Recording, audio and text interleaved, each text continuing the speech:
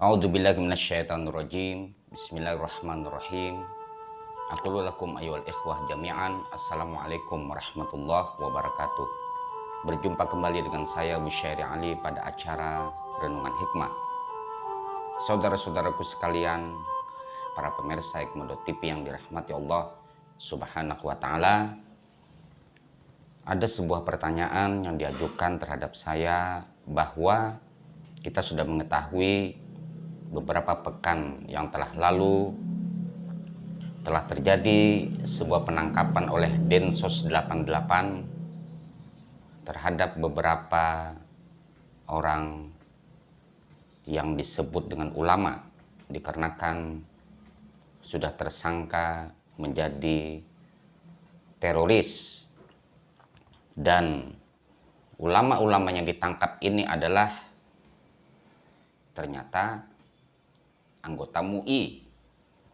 Bahkan diantaranya dia adalah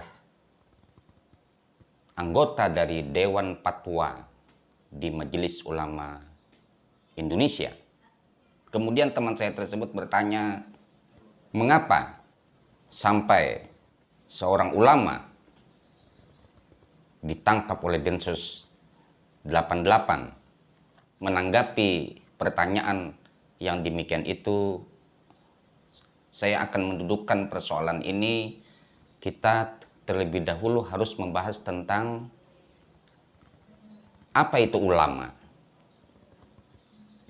Jadi yang namanya istilah ulama itu isim mufrad daripada ulama itu adalah alim. Alim itu artinya adalah orang yang berilmu, orang yang berpengetahuan, orang yang pandai. Dan orang yang berpengetahuan ini sifatnya adalah umum, tidak terbatas pada satu bidang tertentu.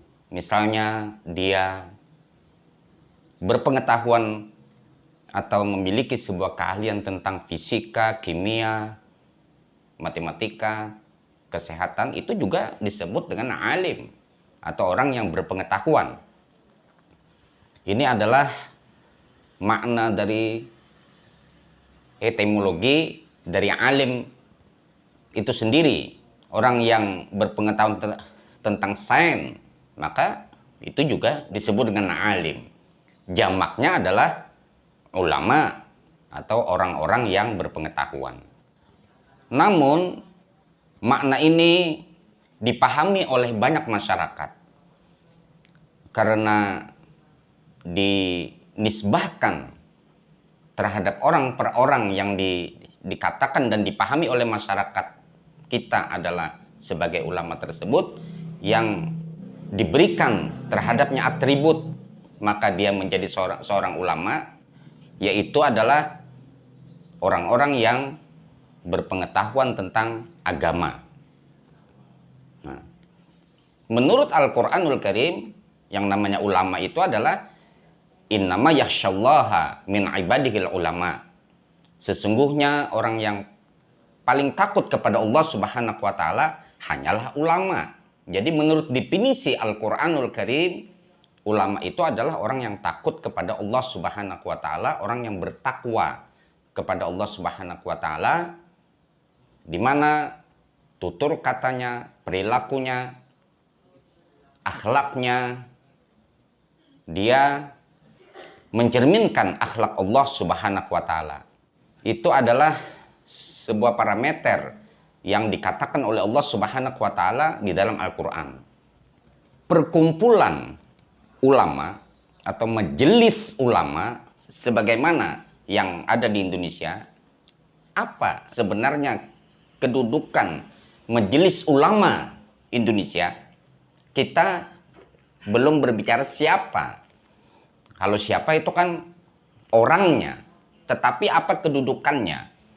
Majelis Ulama Indonesia di tengah-tengah umat Islam. Dan kita mengetahui bahwa sesungguhnya negara Republik Indonesia ini terbangun berdasarkan konsensus masyarakat, dan negara Republik Indonesia ini terdiri dari beberapa agama, multi agama, multi madhab, multi golongan, multi ormas. Sehingga apabila kita lihat di sini, kedudukan MUI dalam negara, ada yang memahaminya bahwa MUI ini adalah sejajar dengan negara. Apakah MUI ini adalah bagian dari institusi negara? Dan di negara Republik Indonesia ini yang memiliki hak otoritas untuk mengeluarkan sebuah fatwa hukum itu terdiri dari eksekutif, legislatif, dan yudikatif. Kedudukan perkumpulan ulama di sini itu tidak lebih dari adanya satu anggapan, misalnya berkumpulnya beberapa orang yang dianggap ulama, atau ulama yang dipahami oleh masyarakat di sini adalah orang perorangan atau sekelompok orang-orang yang dijustis atau diklaim oleh sekelompok orang pula bahwa dia itu adalah ulama.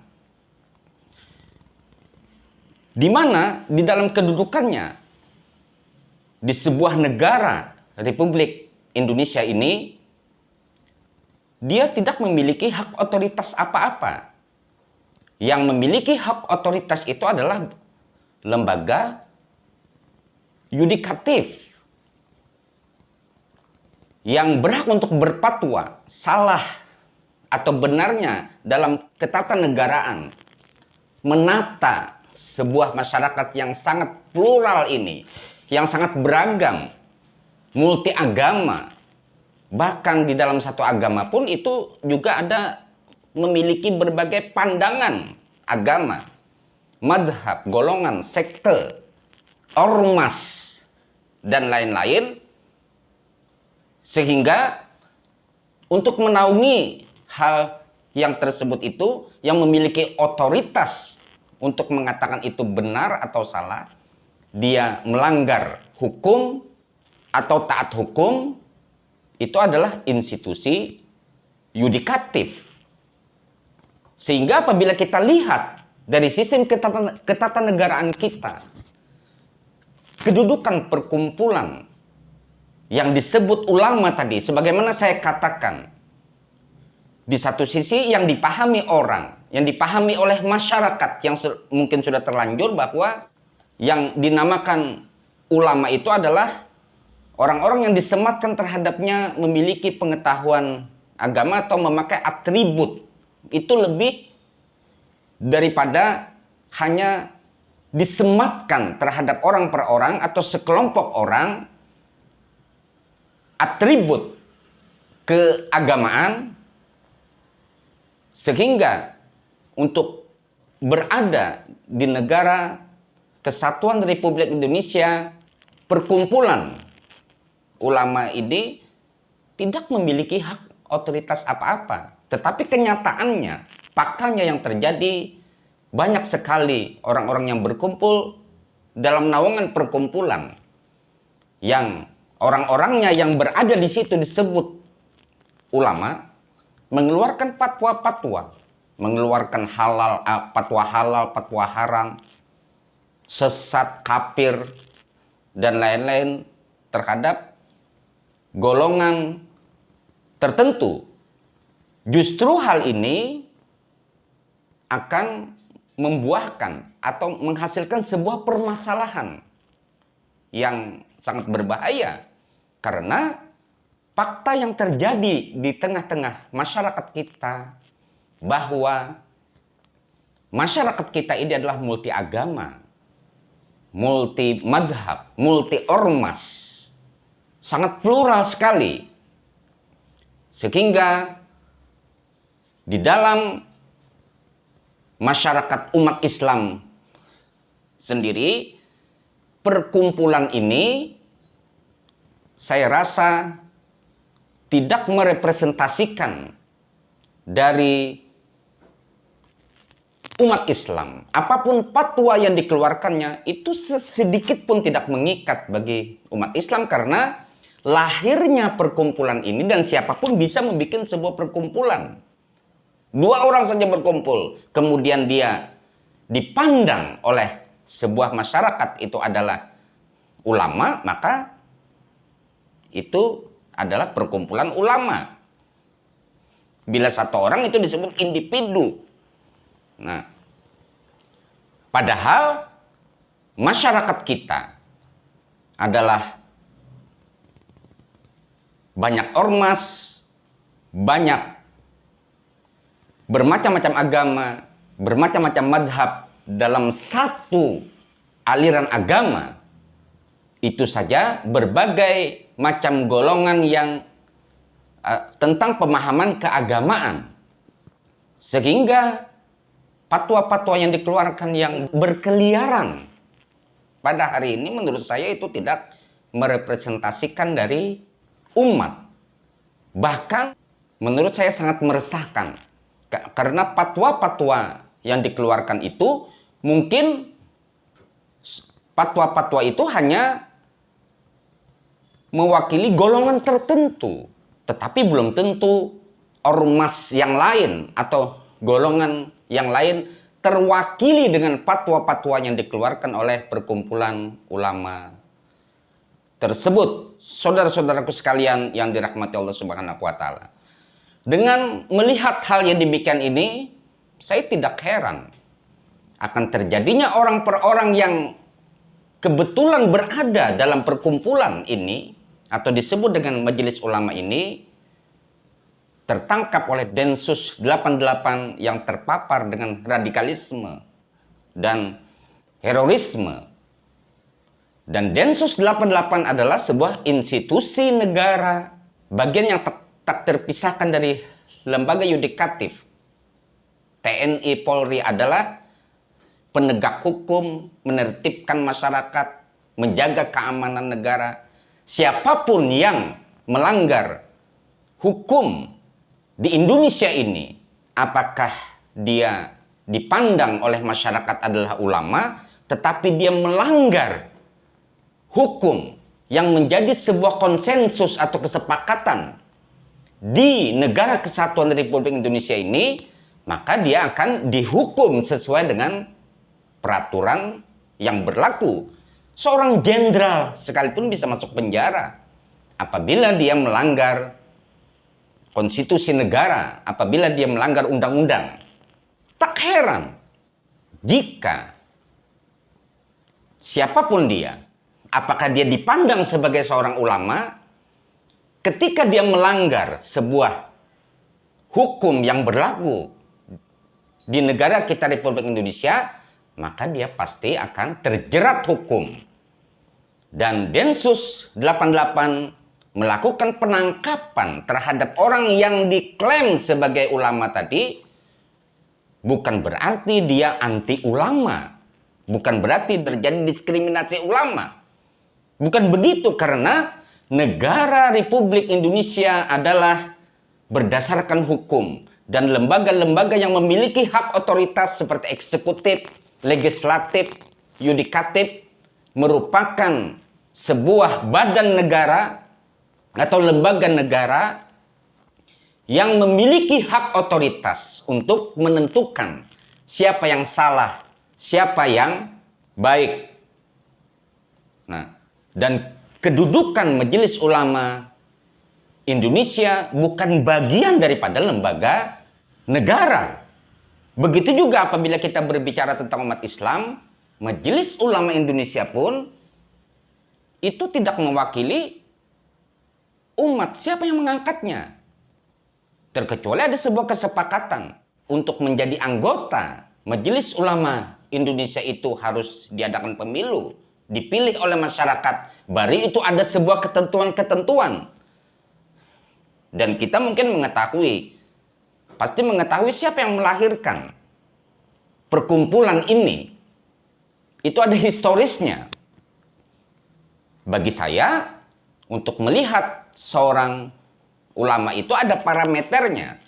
Bahwa seorang ulama adalah orang yang berperilaku baik, orang yang berakhlak mulia, orang yang memiliki kapasitas, kapabilitas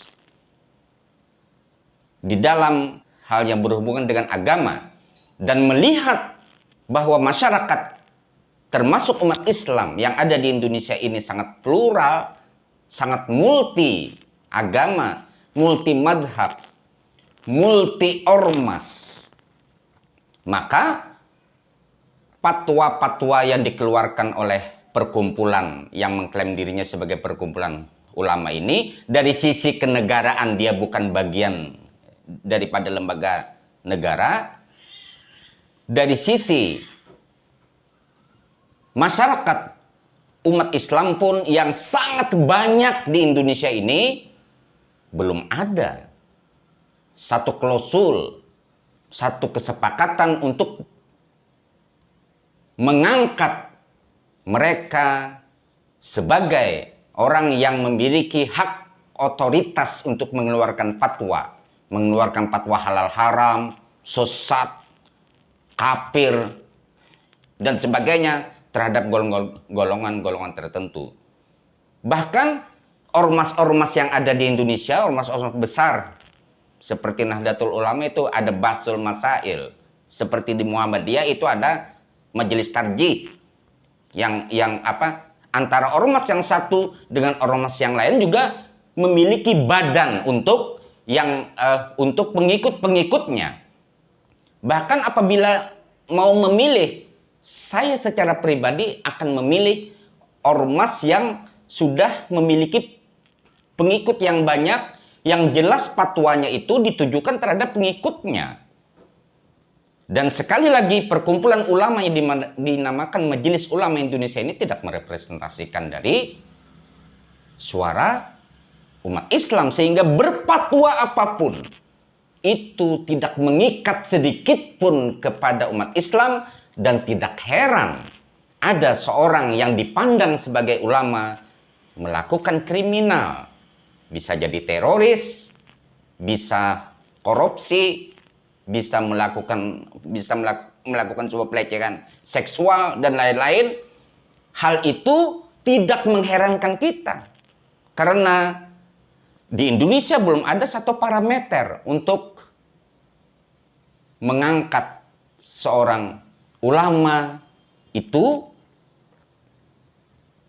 Siapa yang mengangkatnya, mekanismenya untuk duduk di dalam sebuah majelis yang sehingga dia mewakili umat Islam secara menyeluruh di Indonesia itu belum pernah terjadi. Sehingga bagi saya melihat ulama itu lebih kepada arah individunya atau personalnya. Jika dia memiliki kapasitas keilmuan, akhlak, perbuatan yang baik, perbuatannya yang baik, maka bagi saya itu pantas untuk saya jadikan sebuah panutan dan tempat saya berkonsultasi untuk memahami agama ini.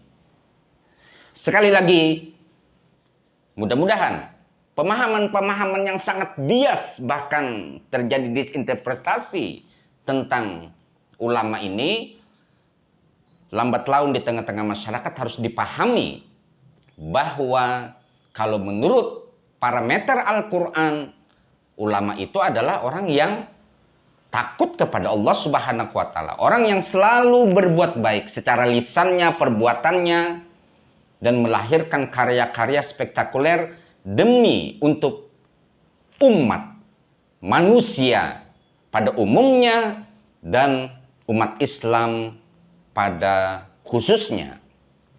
Semoga apa yang saya sampaikan bermanfaat, sehingga pilihlah segala sesuatu, tentukanlah segala sesuatu, melihat dan memandang segala sesuatu dengan akal sehat. Jangan sekali-kali meliburkan akal sehat Karena dengan meliburkan akal sehat, maka kita akan tersesat dan terjadi disinterpretasi. Disinterpretasi di dalam memahami segala hal, termasuk memahami agama. Sampai berjumpa pada renungan hikmah yang akan datang. Al-afu minkum. Assalamualaikum warahmatullahi wabarakatuh.